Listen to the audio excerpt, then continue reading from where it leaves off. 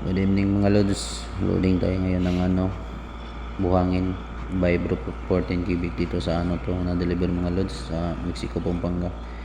Yan o. Ito pala yung site natin kung saan tayo kumukuha ng buhangin mga lods. Napakalawak nito mga lodi. Yan. Yan. Yan pala yung dump truck natin mga lods.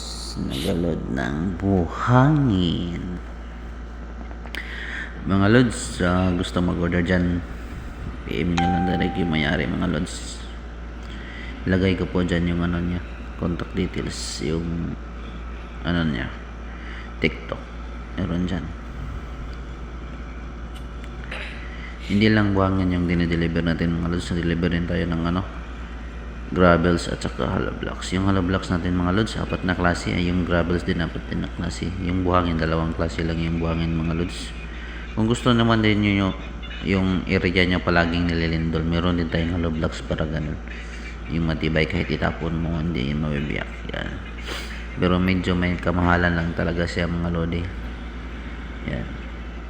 Sa mga legit na natin na customer at saka client dyan, maraming salamat po sa inyo na palagi kayo nag-order pala mga lodi. Yan. Ito, nakailang balik na tayo dito sa Mexico, Pampanga. Na itong client natin to legit talaga to nag-order mga lodi. Kayo kung meron kayo dyang yung hardware at saka yung nabala kayo na ba tayo ng bahay, PM na kayo mga lodi para mapag-usapan natin kung talaga yung process at saka anong gusto yung hollow blocks at saka buhangin o gravels para ma-schedule na natin yung delivery mga lods. Yan o.